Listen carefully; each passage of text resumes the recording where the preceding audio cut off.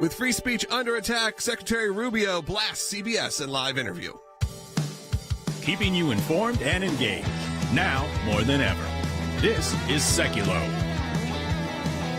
We want to hear from you. Share and post your comments or call 1-800-684-3110. And now your host, Logan Sekulow.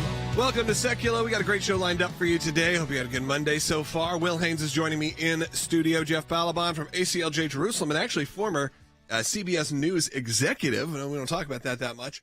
But we're bringing him on today to talk about the news that came out over the weekend. I guess it was just yesterday.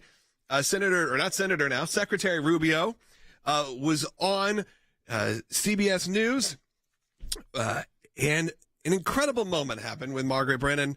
Another moment. I know you may say, hey, is this a replay? Is this what we're talking about back from the Vance days? No. This is brand new. And this was a conversation between Marco Rubio, again, and Margaret Brennan. She's talking about, if you hear it well, they can give some context before we actually play the clip. She's talking about J.D. Vance making an appearance in Germany at a conference. That's right. He was at the Munich Security Conference, and he had strong words, actually, for European leaders in attendance, blasting them for censorship, limiting of free speech, and really saying that there was a threat from within, not external actors, but a threat from within against the shared values that America has with Europe. And that got a lot of pushback from more of the progressives within European society.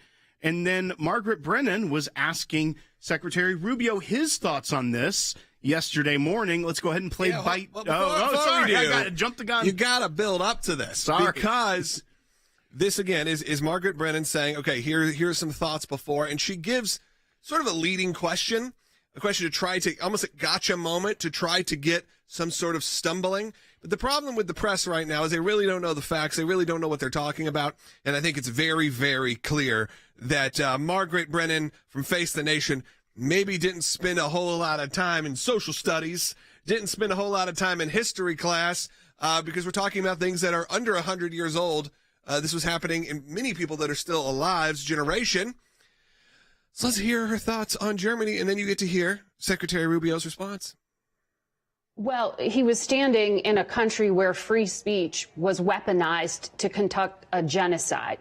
And he met with the head of a political party that has far-right views and some historic ties to extreme groups. The context of that was changing the tone of it. And you know that the censorship was specifically about the right. No, I have to disagree with you. Free speech was not used to conduct a genocide. The genocide was conducted by an authoritarian Nazi regime that happened to also be genocidal because they hated Jews and they hated minorities and they hated those that they had a list of people they hated, but primarily the Jews. There was no free speech in Nazi Germany. There was none. There was also no opposition in Nazi Germany. They were a sole and only party that governed that country. So that's not an accurate reflection of history. Yeah, not an accurate reflection of history, as again she claims that free speech is what was weaponized, Will, to conduct the genocide of Jews during the Holocaust in Nazi Germany. The foundation of it, not exactly accurate. The free speech is where things land. And, of course, again, trying to tie whatever the conservatives are doing in America. I feel like the Nazi term had finally calmed down, and now we clearly see it being rigged back up. That's right. They're trying to find any way they can to use this as slander against the administration. But you also start to think, why is someone who enjoys the freedom of the press under our Constitution going after the freedom of speech that's in the very same amendment under the Bill of Rights that protects her job, allegedly? When you start looking at this, it doesn't make sense, but we're going to dig more into it in the next segment. Yeah, absolutely. Give us a call if you have thoughts on this as well. 1-800-684-3110. 1-800-684-3110. Make sure you're sharing this with your friends. Hit that subscribe button because we got a packed show. As I said, Jeff Balaban's going to be joining us, a member of our team from ACLJ Jerusalem, but also a former CBS News executive. You also may have seen President Trump yesterday taking laps in the Beast at the Daytona 500. Maybe they'll go after him for that. They're like, historically, NASCAR has been known for not great things. You know, of course, now the Great American Race. What'd you think about it? 1-800-684-3110. We'll be right back.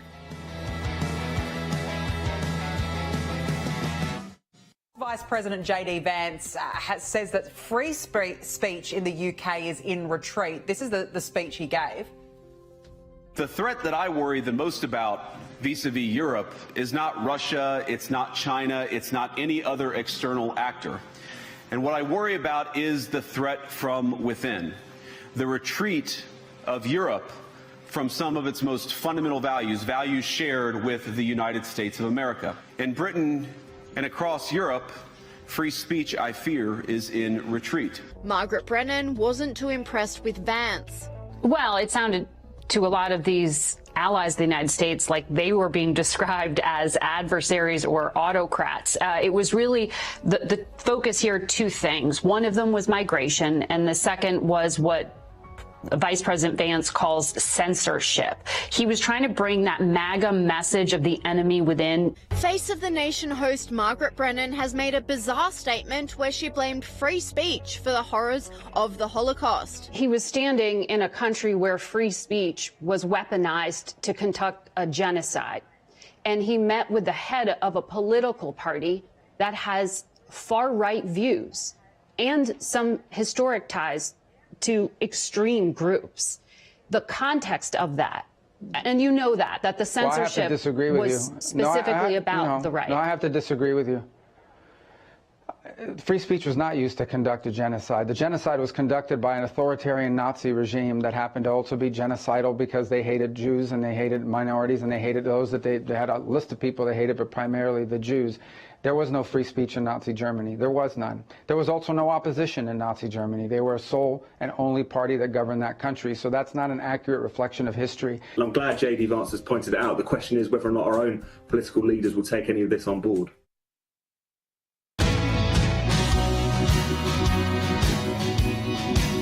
Welcome back to Sekulow. Again, we're going to take your calls at 1-800-684-3110. Of course, the top topic we are discussing is Margaret Brennan from Face the Nation, really leading in. I mean, if you look at the quote, she even says to Marco Rubio, she's like, you know that. You know that he met with extremist groups. You know this. And again, trying to get him to go, yeah, you're right. But of course, he was able to call out Face the Nation because that's the kind of administration we have right now, this kind of strong leadership we have right now, that's not willing to take anything given from the mainstream media, make you admit to something you don't feel comfortable with or something that's blatantly false. Of course, we all know the history of Nazi Germany, where it came from, how it started.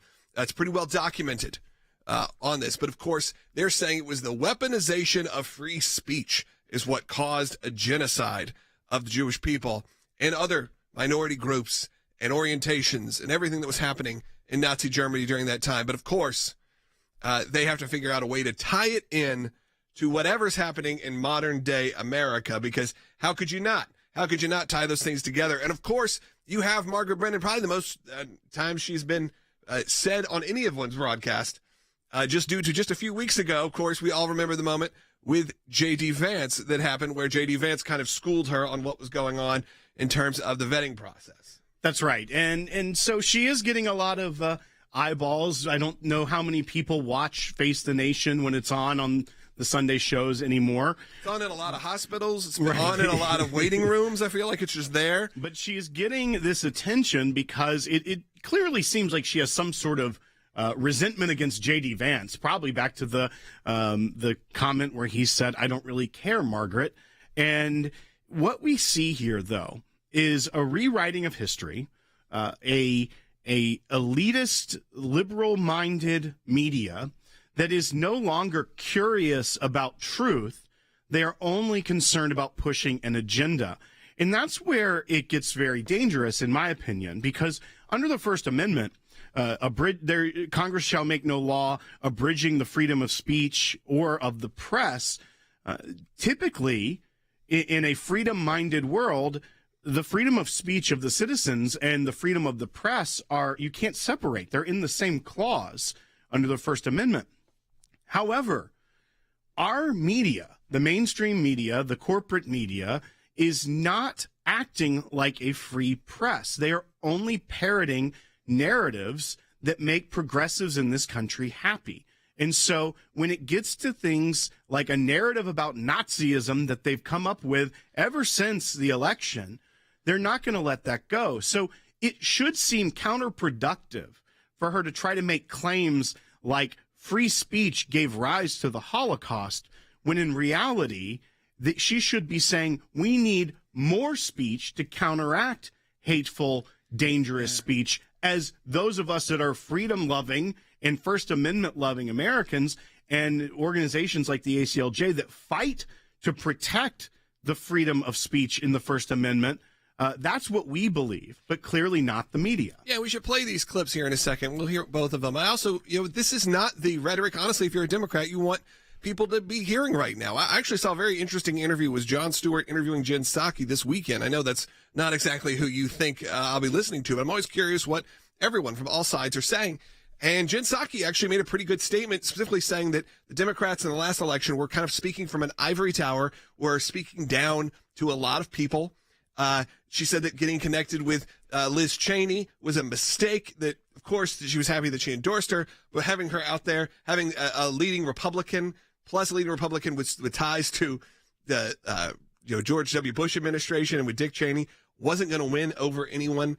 And some critical mistakes that are happening. So we kind of got to get it down. Now, look, I think you see that with President Trump appearing, like I said, even on the Daytona 500 yesterday, leading, doing what a lot of us would love to do if you were the president. That's, I think, the fun part about this presidency. It's a lot of the fun that you kind of like dream up when you're a kid. Like, when I'm president, I'm going to take laps around I'm going to be the pace car at the Daytona 500. In my beast, in the big car. And, I'm going to have my granddaughter out there and waving to the crowd. And it's going to be a great moment. Of course, then the race was delayed for 7 hours. But that was beside the point. It happens. The crowd went nuts. It does. It rains in Daytona. Which is a great song. We need to write that country song. It rains in Daytona. It rains in Daytona. Someone make that while we're sitting here. Do it for yeah, us exactly. later. It's just a sad song about NASCAR. Yeah. It always rains in Daytona. It's a heartbreaking song, really. Let's go ahead, though, quickly. We'll take a call, and then I want to play these clips. So for those of you just joining us, we can reset. Let's go to Phil, who is calling in Florida on line 2. Phil, you're on the air. Oh, yes, the point that they make is great, that it is censorship that brought about the Nazis. It was not free speech.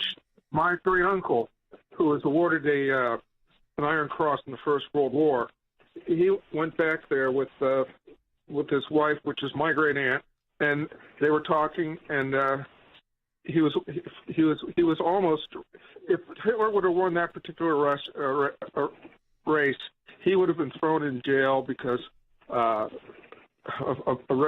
of those brown shirts who was a friend of his sister, came and warned him that if that happened, get out of town and leave the country immediately.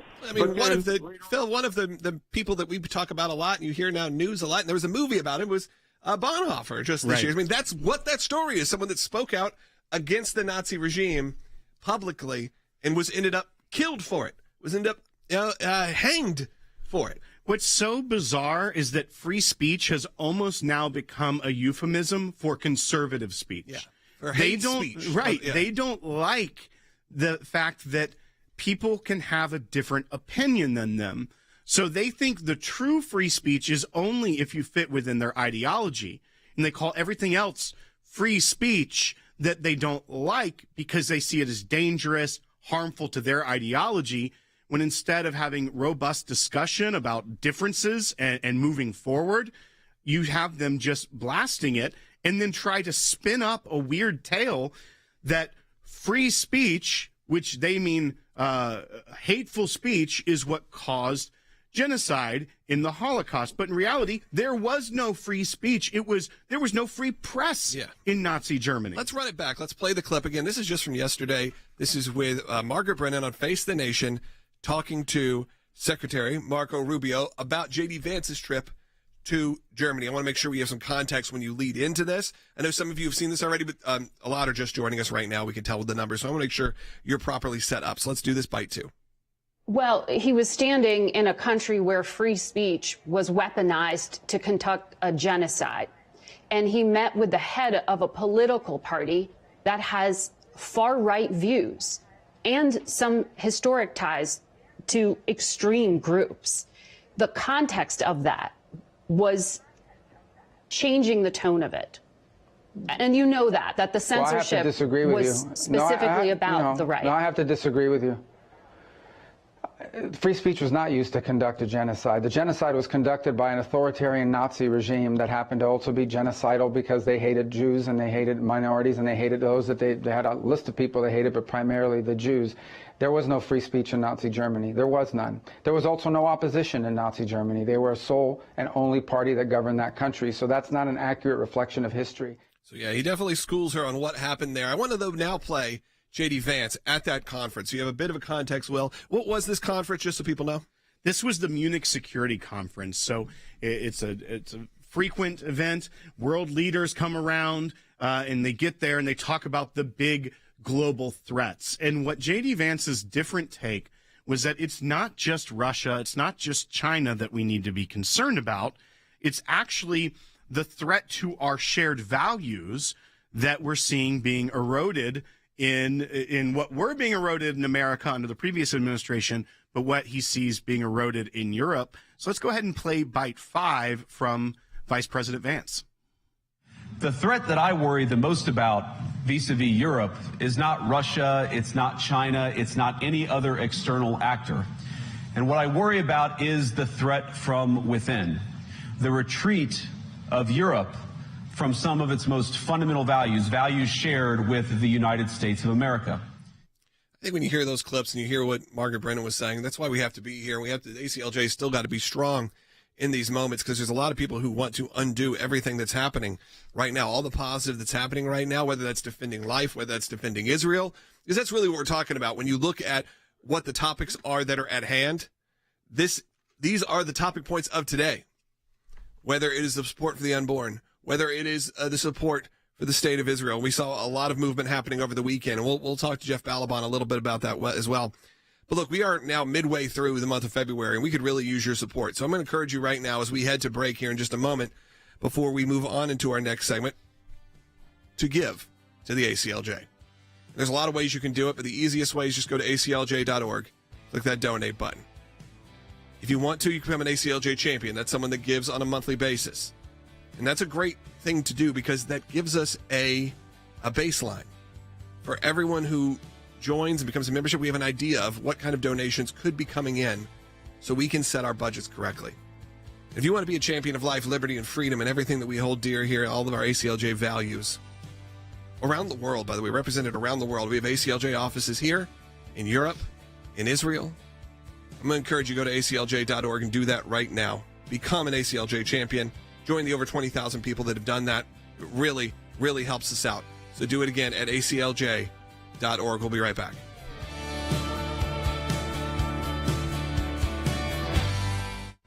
What has been interesting to see over the last few weeks now, I mean, we're almost to a month now of a Trump presidency, 3.5 weeks or so, is all of these new moments that people are not used to seeing.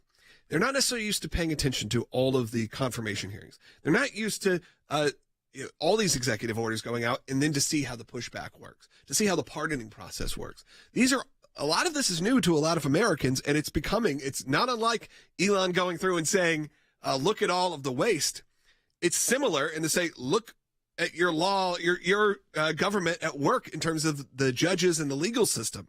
But now we have a new sheriff in town, but we also have this new department going in to take care of business. And I think it's pretty enlightening for a lot of Americans to see what we're wasting money on and how you can get involved and actually make changes within organizations that do maybe need to exist in some form. I don't know if the IRS needs to exist in the form it's in right now, but you understand why there are these departments. For too long, all American people have been squirming under the arbitrary bureaucratic power of the IRS. America's most feared agency has been the IRS. Now it's the IRS's turn to squirm under the scrutiny of DOGE. And all American people have never been happier. You can hear champagne corks popping in Maine, in Florida, in Chicago, and Los Angeles. Because this is, I think, a fantastic day for the American people. We can now finally see what is under the hood of the IRS, and I think it will ultimately prove very, very ugly.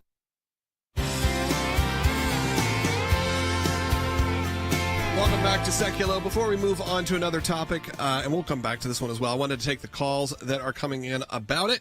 Of course, we were talking about that moment with Margaret Brennan and Secretary Rubio, where she claimed that the Holocaust and the invasion of Nazi Germany was due to too much free speech.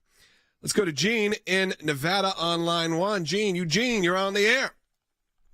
Hey, just wanted to, it was observational in watching that interview. One thing was clear that Margaret Brennan, you can see her body language is just seething whenever she interviews anyone from the Trump administration or any Republican office holder. But it was amazing the way she segued into the Nazi analogy when interviewing Secretary Rubio. And this is their stock and trade now. They pull out the Nazi analogy. They've done it the entire presidential campaign and everything else. It's just a sad state of affairs for CBS News. It's now a basket case journalistically. Yeah.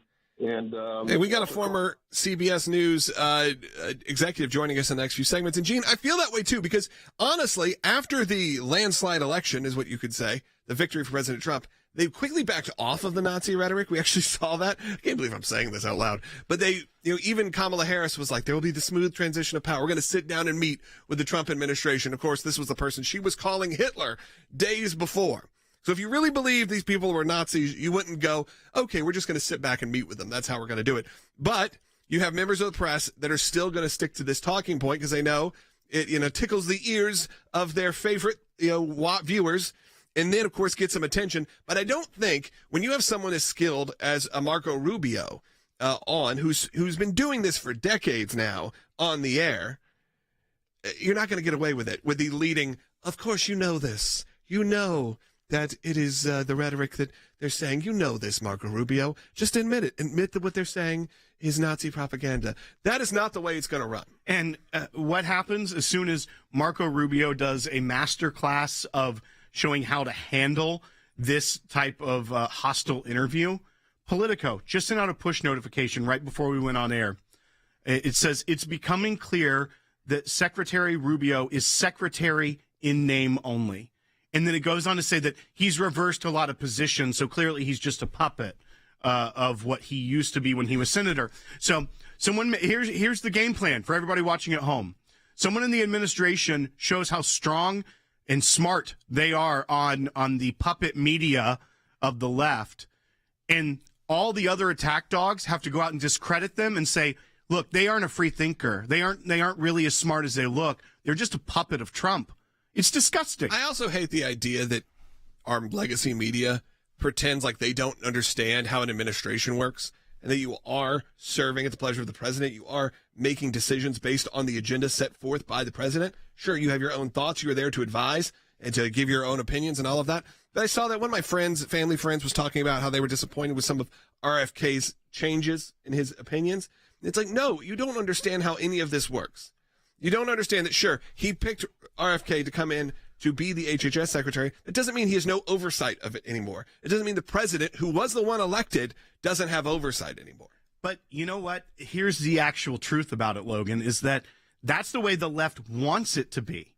The left wants it to be what they had under Biden for the last 4 years. I'm surprised we didn't see articles that said when you saw the decline of President Biden, look, we don't even really need a president because the cabinet members and the bureaucrats are doing such a great job without having a president as an overseer, as someone who gives direction and gives advice and gives agenda items. That is actually what they want. They want it to be the cabinet members, the undersecretaries, and the bureaucrats that we're trying to root out with the DOGE programs that are going on and the cutting and slashing of wasteful spending. That's what we want. The left and the media, they want what Biden did. Yeah. That was the perfect presidency for them. We're going to move on to that topic here in just a minute because I see some questions coming in specifically about that. But let's first go to Terry in Pennsylvania, who's watching on Rumble, kind of wrap up this portion of the conversation about that CBS News moment. Go ahead, Terry. Hi, guys. Thanks for taking my call. I think an important thing to keep in mind in this free speech debate or discussion is that if you think about it, Joseph Goebbels really got so many Jews killed during World War II and the Holocaust. Can you imagine if he had unfettered free speech with Twitter, he could have killed every Jew, right? I'm not sure where you're going with this, Terry, but I do understand the thoughts of saying, this is the free speech is not what caused this. Right. Yeah. It's he's basically pointing out the absurdity of Brennan's comment. Right. That if it was the free speech is reality, because we didn't have more free speech in Nazi Germany, they were limited in their capacity. That's the absurdity of it. When in reality it was authoritarian dictatorship that controlled media, controlled speech, and had a genocidal, hateful ideology that wanted to do nothing but kill Jews. Yeah, and I got to say, Terry, I appreciate you watching. I appreciate you watching on Rumble. That's why it's important. Look, I have no interest in Rumble. I mean, I love Rumble. They're great. They've been awesome to us. We've worked with the movies. But, I'm not an owner of Rumble. Maybe a little bit of stock. They provided a free speech platform when free speech was really under attack. Now we've seen big tech have to back off of that. Be a little bit more open to these conversations. We even saw YouTube putting out statements saying, hey, you guys can talk about abortion now, positive, negative. You can actually have those discussions again. Because we saw such a clampdown on free speech for so many years. So I want to give a shout out to our friends at Rumble, to Chris and Claudio and that whole team, because they took a risk and have had some consequences based on that risk to make sure there is a free speech platform that's available to thousands and thousands of people. So if you watch on Rumble, I wanted to say thank you because it is important. I do see some comments coming in, Will, people saying, please, Logan, never do your Margaret Brennan impression again. So I will never do that again. I take feedback. Unlike some people, I take feedback. That feedback said, don't do it again. But don't let that commenter limit your free speech. If you want to do the Margaret Brennan impression, Logan, you are free to do it. Now, there could be consequences of your speech. I got to play it back and see how I did. People not watching anymore. I'm not that familiar with her work, though, so that's sort of the problem. Maybe my impression is just not quite there yet. We're going to move on and talk, Will, about what's going on with spending. We got a second half hour coming up, and I think you're going to want to stay tuned. It's a very short break that's about to happen. Let's go quickly take Ida. And Ida, you're going to set up our next segment for us. Ida, go ahead. Yes. I'm just curious. We were talking about the DOGE going to IRS and making some changes. And what about those 87,000 IRS agents that were just hired by Biden? What? There is some interesting news on that, Ida. And one is that there's as many as 15,000 IRS employees that were on a provisional basis that they will be terminating. So there's 15,000 out of your 87,000. There's also news that Homeland Security, so Secretary Noem, has requested IRS agents be deputized to use in the crackdown on illegal immigration. So some of them may keep their job, but instead of auditing American taxpayers, they're going to be auditing the border. All right, we are going to continue on that conversation because there's also some pretty alarming facts coming out. We're finding out how we are treating our own, not just veterans, but how we're treating our active duty military. You may remember a few years ago, we discussed the fact that they were sending our active duty military on food stamps. And we said, you know what? If government spending is going anywhere, maybe it should be funding, the health and wellness of our troops. Maybe that's one we could all get behind. Well, there's some kind of more news that has come out of that type of subject. You're not going to want to miss this. Prepare to be outraged.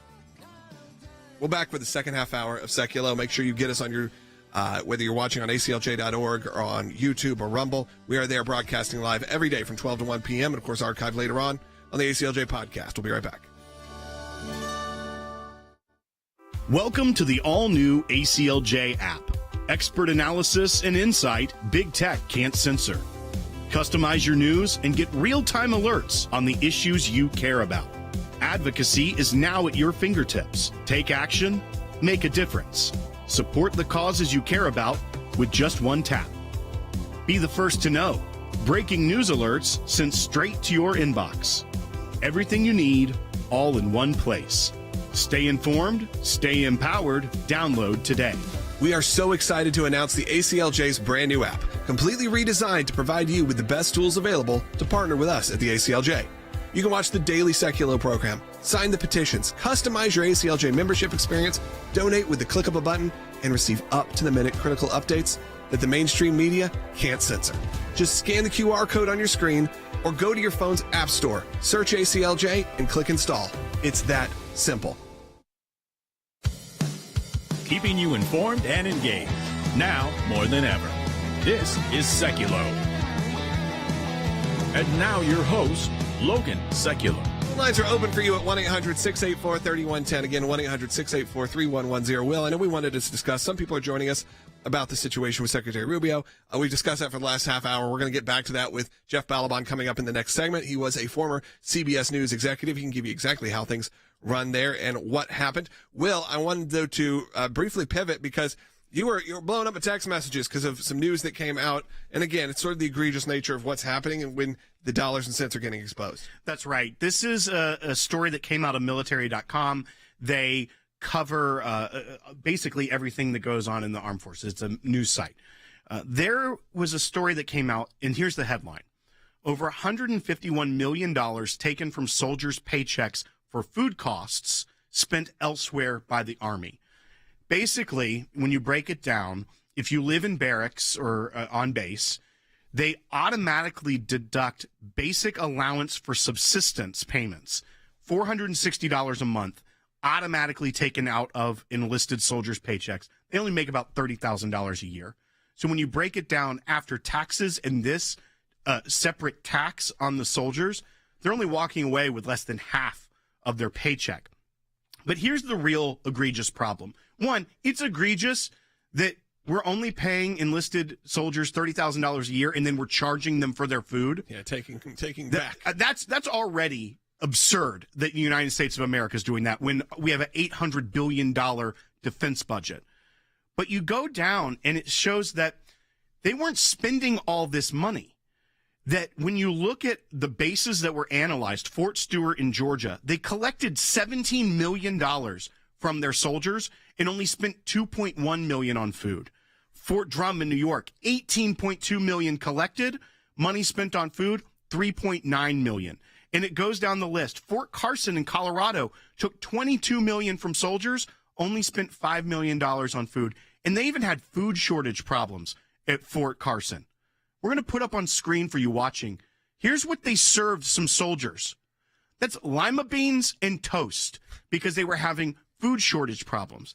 You wonder why there's a recruitment problem with our United States military? It's because we are stealing from enlisted soldiers. And what did they do with the surplus? So let's see, at Fort Carson, when they were just feeding them lima beans and toast and only spent $5 million of the $22 million collected, they return it to a general fund to be spent elsewhere by the Department of Defense. So not only are we only paying our enlisted soldiers $30,000 a year, not only are we taxing them for the food that they eat instead of providing the food for them at that point, but then they're taking what they don't spend on the food and they're spending it on other things in the military. That should be criminal. It is definitely waste, fraud, and abuse. And if you think that the Department of Defense is the only executive branch or only branch of the government that is operating this way, then you're wrong. This type of shenanigans are taking place across the board. But how can we as a country look ourselves in the mirror and be okay with this going on? We can't. We got to figure out a way to help in these situations and what we can do and how we can pressure the government. Because when you have our most valuable players, if you will, most valuable Americans, our American military out there and given lima beans and toast like they're in the wartime from 100 years ago, as it looks like. I mean, it looks absolutely ridiculous as this is what we've done. When we know where wasteful spending is happening, we know where costs are being cut. It seems like the American military is always the one who takes the hit in this. And as you said, they only get paid $30,000 a year. Then they're deducting hundreds of dollars for their food. This is not, look, we're not for government waste or government spending, but if you're going to do it, how about we do it for them first? The people that need it the most, the people that are out there on the front lines for you and for all of us to stay safe. It doesn't feel like that big of a stretch. We're going to continue on the conversation about that topic. I'm sure a lot of you have a lot of points of view. We've got a lot of military who listen. 1-800-684-3110. Get in line right now, because after Jeff Balaban in the next segment, I want to take as many calls as we can. We got 4 lines open. 1-800-684-3110. I'm also going to encourage you right now, become an ACLJ champion. That's a monthly recurring donor to the ACLJ. Really helps us out, helps us start a baseline. ACLJ.org. Help us protect your values. ACLJ.org/champions.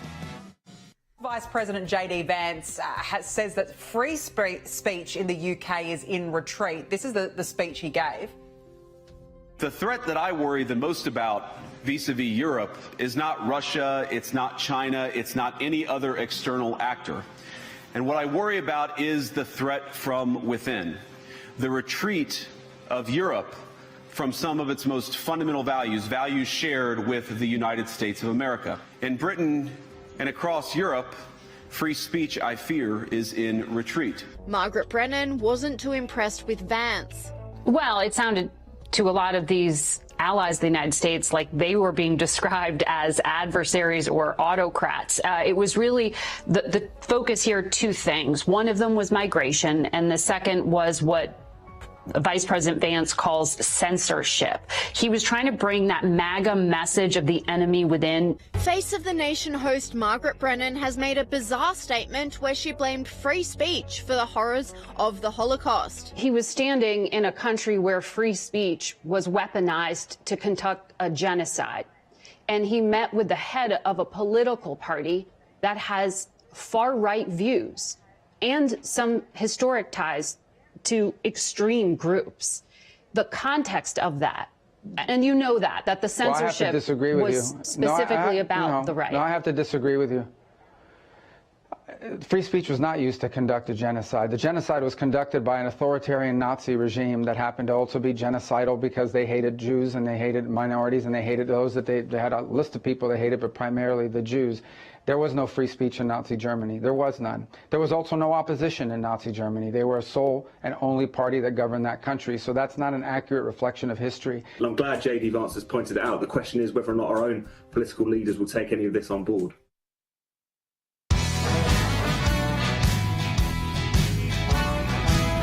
Welcome back to Sekulow. We have Jeff Balaban joining us, member of the team and heads up ACLJ Jerusalem. But we're having Jeff on, though it definitely ties into what is happening in Israel. Because, Jeff, a lot of people don't know your history in the world of business news and of what's going on. And you were really a high-level executive there at CBS News, where this moment happened. And before we get to you, Jeff, I think we've got to reset it for people who are just joining us right now. Let's play that clip one more time. This is the clip, again, from Face the Nation just yesterday. Take a listen. Well, he was standing in a country where free speech was weaponized to conduct a genocide. And he met with the head of a political party that has far-right views and some historic ties to extreme groups. The context of that was changing the tone of it. And you know that the censorship I have to disagree with was you. specifically about the right. No, I have to disagree with you. Free speech was not used to conduct a genocide. The genocide was conducted by an authoritarian Nazi regime that happened to also be genocidal because they hated Jews and they hated minorities and they hated those that they had a list of people they hated, but primarily the Jews. There was no free speech in Nazi Germany. There was none. There was also no opposition in Nazi Germany. They were a sole and only party that governed that country. So that's not an accurate reflection of history. And you have those kind of moments that happen. And again, Jeff Balaban's joining us. You know him on this broadcast, the head of ACLJ Jerusalem, but Jeff was the senior vice president at CBS and head of communications of CBS News. So someone who knows the insides of what happens in these kind of news bureaus and how this is all taken. Jeff, I'd love to get your thoughts. Well, it's not as though CBS News was ever a right-wing news organization. Even when I was there, CBS News leaned left. And I would say leaned profoundly left. But what's happened since then, I know that they really, like many places in corporate America, they imported what's a DEI mentality. And a colleague of mine who was also at CBS at the time I was there has written about this because he was there after I left, that things went from bad to much, much worse. And on this specific issue, let me be very clear. It's not only that it wasn't free speech, it was worse than that. What Brennan's really showing is the danger of a media that aligns too closely to a political agenda, because that's what we really had in Hitler's Germany. What you had was a media that was not free at all. It was a media that just was lockstep and under the thumb of a totalitarian regime. And they used the media to demonize different peoples, including the Jews, to the point where it became acceptable to exterminate those people. And so it's not free speech. It is a media that is used by a totalitarian regime. And unfortunately, Margaret Brennan gets it exactly reversed, and it's very unfortunate. And I'm actually ashamed for CBS News, and I'm not sure if there's been a sufficient response from CBS News directly for this statement. It goes against everything that any journalism organization should stand for in the United States of America. Well, and Jeff, as I like to point out here at the ACLJ, we do stand for true free speech and true freedom of the press, the First Amendment. These things are very important to our republic.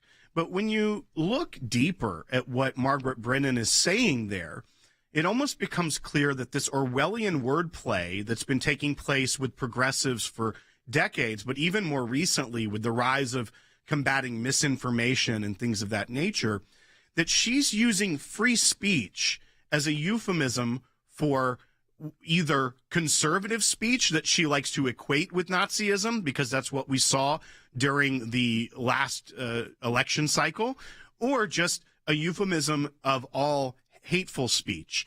That even using free speech isn't true what she's talking about. She is talking about speech she doesn't like, which in reality, that is the point of the First Amendment, is that people are going to say things you don't like. And what is your best weapon against that? More speech. But they should be concerned about cracking down on free speech, because their very liberty as a free press should be determinative about protecting that First Amendment. Am I wrong on this? No, you're entirely right. And not only is my background in media, my background is as a lawyer, and obviously at ACLJ we work in this space very much. And so the liberties, you can't segment out one of the Bill of Rights and take it out of its context. The Bill of Rights is the DNA for a free America. It's a DNA for the greatness of America. And what they've done is, yes, they've subverted the meanings of words. That's why they say speech is violence. And now free speech is becoming a tagline. And it's not just the media who are doing the opposite of their jobs, but becoming lackeys of a political agenda.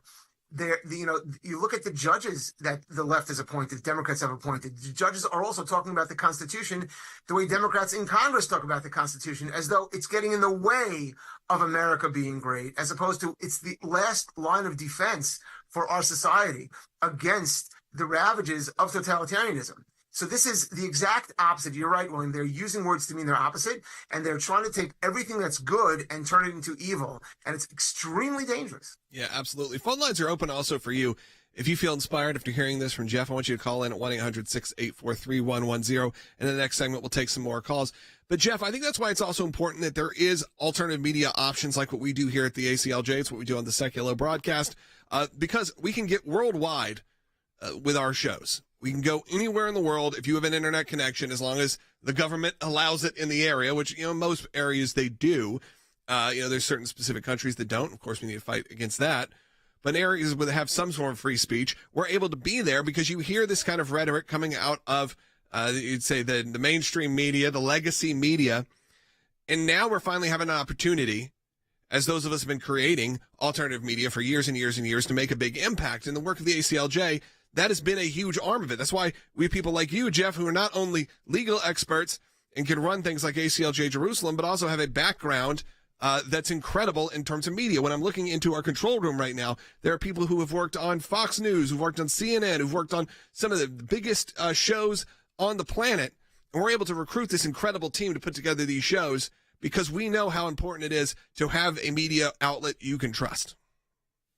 100%. The part of the when the world went nuts about, the left went nuts when Elon Musk bought Twitter, is because Twitter's being used just to promote a certain kind of speech and tamp down other speech. Now, while it's true that more free speech means more obnoxious ideas, you can't have a government deciding which ideas or beliefs are permissible. That's the heart of freedom, is that you should be allowed to have your ideas and speech. And the only way to get to a free society is to allow for people to have a marketplace of ideas. That's the big concept. And instead of shutting it down and saying, we are incredibly tolerant of every idea that's exactly our own, which is really what the left does. We are, you're intolerant if you disagree with us. We are tolerant because we allow everyone to agree with us. And so the advent of these kinds of media and the democratization of media outlets like ACLJ, and of course the show is an essential part, just like the legal activity, just like the diplomacy that we do. The show is an essential part of communicating the truth to America. And if you're one of the thousands of people watching right now live, or then the hundreds of thousands that watch later on, whether on the podcast feed or on YouTube or on Rumble or ACLJ.org, I encourage you right now, when you're considering making a donation, know that it goes to fund this show as well. It's a hard thing to fundraise on, I'll be honest, when we tell people about this, because I don't think you understand the scope of what we're doing here. I always say I wish I could turn the camera around. You could see this incredible team, because we put together a top-notch team that can put on an incredible show for you each and every day. And this show is obviously to, as we say at the beginning, to inform and engage, to get you activated, to give you the tools to be able to go and defend yourself as well, or to be there for you when you need us. So I encourage you, when you're considering, maybe I don't care that much about the legal side of the ACLJ. Maybe I just like the show because it keeps me updated. I like them as my news source. That's a great way to support the work as well, because we are not funded by major sponsors. We are only funded by individual donors who give. So people like you who are listening right now, go to aclj.org, make that donation today, and it's great, because you know that you're supporting an incredible team here. You heard Jeff Balaban. We're able to talk about the hypocrisy going on at CBS. Well, we have a former CBS executive on our team that you get to hear on the show each week. You hear Rick Grinnell. You heard until just last week, Tulsi Gabbard, an incredible amount of people. And then you go behind the scenes, and there's incredible people working behind the scenes. People that came from some of your favorite shows on legacy media, if you will, and some of the ones that are our friends. And it's really been amazing to put together this team and to see the impact we're being able to make. And Jeff, I did want to give a quick update on Israel, what's going on. Obviously, over the weekend, there was some movement. We were unsure what was going to happen, but how are things looking?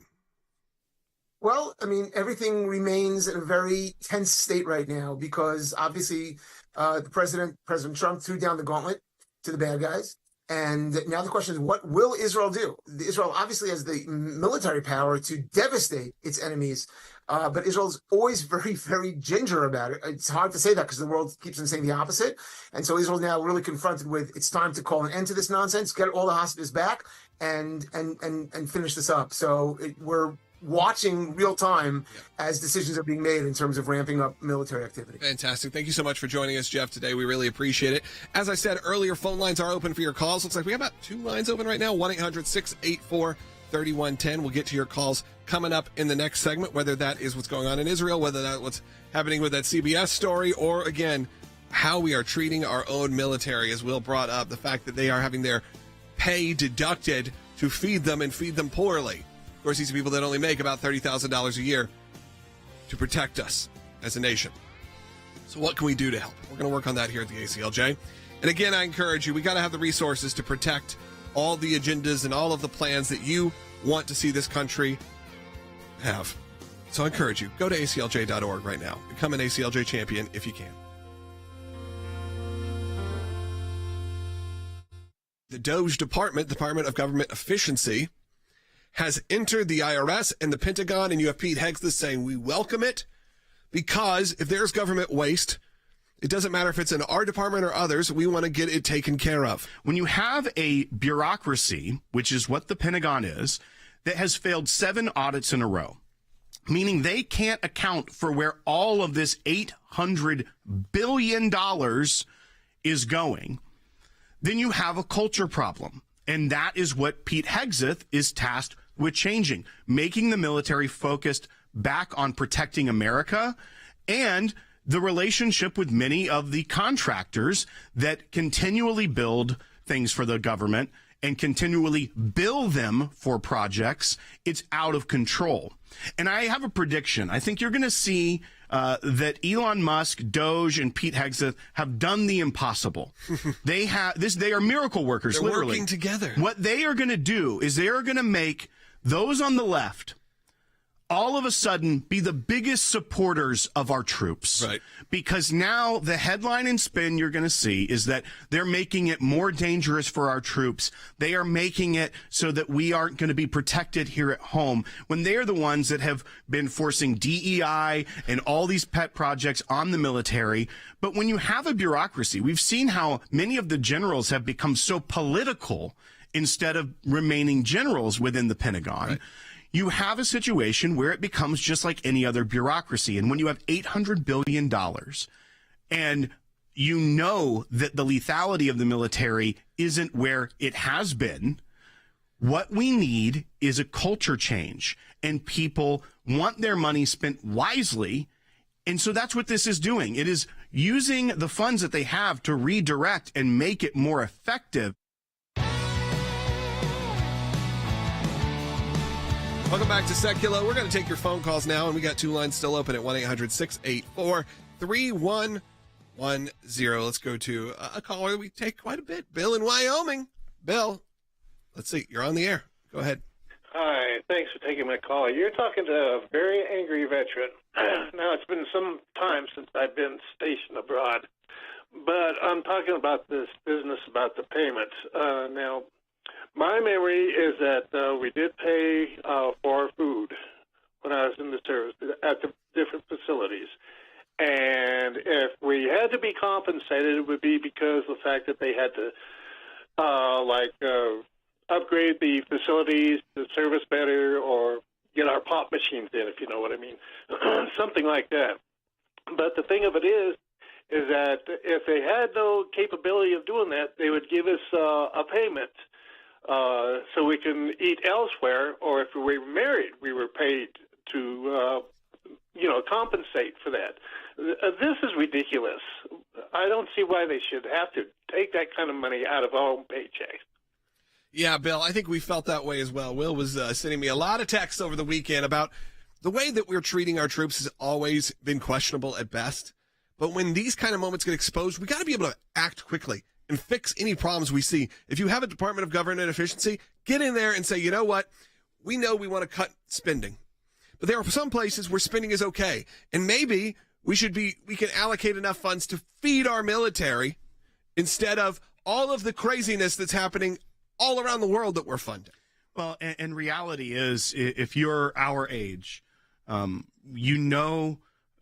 of your peers that have gone overseas and fought in a war, a very bloody, violent war in Afghanistan or Iraq. I have close friends of mine, family members that chose to serve, a very close family member that had a very thriving career and decided to drop that to go serve our country. And you see the horrors that they endured in this war, fighting sacrificially for our country to protect Americans. And knowing the baggage that many veterans bring home and struggle with, and we've had the discussions about the appropriate mental health care that our veterans are receiving or the lack thereof, and just to see that it's not even the veterans that they're leaving behind. They're forcing the low-level enlistees to pay automatically deducted $460 per month out of their paycheck that is then gone to allegedly feed them. But the bulk of that is going back to the Pentagon to spend elsewhere. Yeah. That is a tax, an extra tax that we don't have to pay. Yeah. The soldiers themselves are paying. That's devastating to me. Think about if you maybe have a student in a private school. A lot of times there's meal plans that you can sign up for, and those meal plans are, yes, they could be $400, $500, $1,000 for the semester to feed 5 days a week, real food, not lima beans and toast. So you know that those funds are being misused because you could be able to do a similar situation. By the way, I think we should just be able to cover it. I think we should financially say, as taxpayers, there are things taxes should go to. That's one of them. Easy. I don't think you'd have a lot of pushback on that. And if you did, then maybe you need to question some of your elected officials.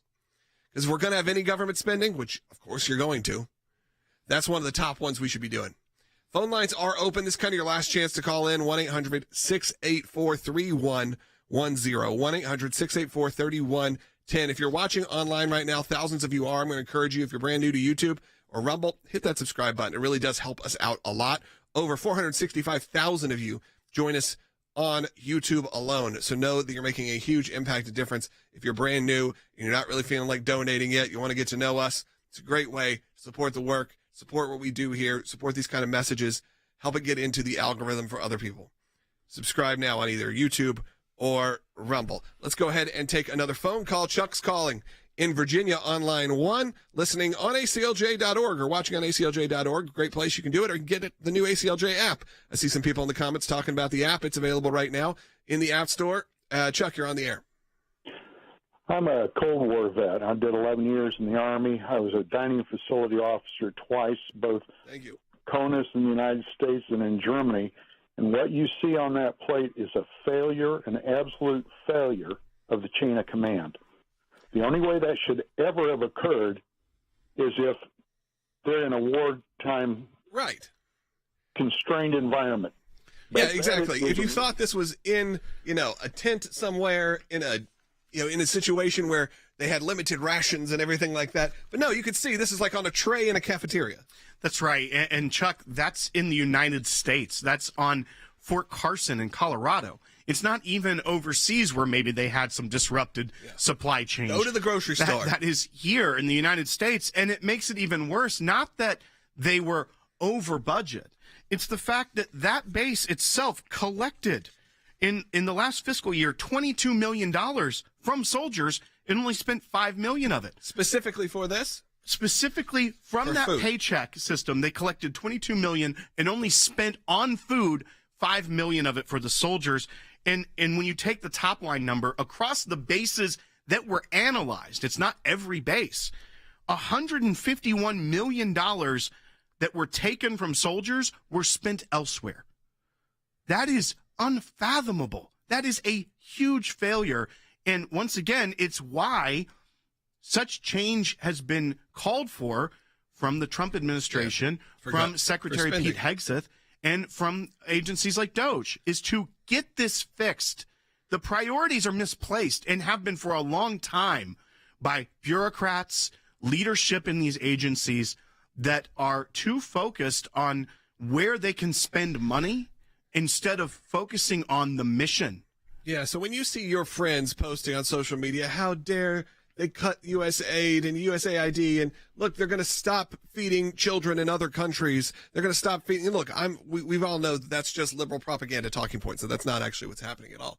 But how about you have that as your counter argument immediately? How about we start feeding our own nation's military, our young people who decide to serve our nation voluntarily, to put their life on the line? Should we start there? Maybe that's where the funds could go. See what they say back. And we got to figure out how we can help support this and get this help pushed through, because we need this to be fixed. And we have to bring it to light, because it may not be the number one story you're going to hear. That is why there's great options like us here at the ACLJ and on the Sekulow broadcast, because we're able to bring these to your attention. And then the ACLJ team is able to get into action. So we get our legal team involved. We get everyone involved, media, legal, all sides, to really represent your point of view, your wants, your needs, and of course we can represent you as well.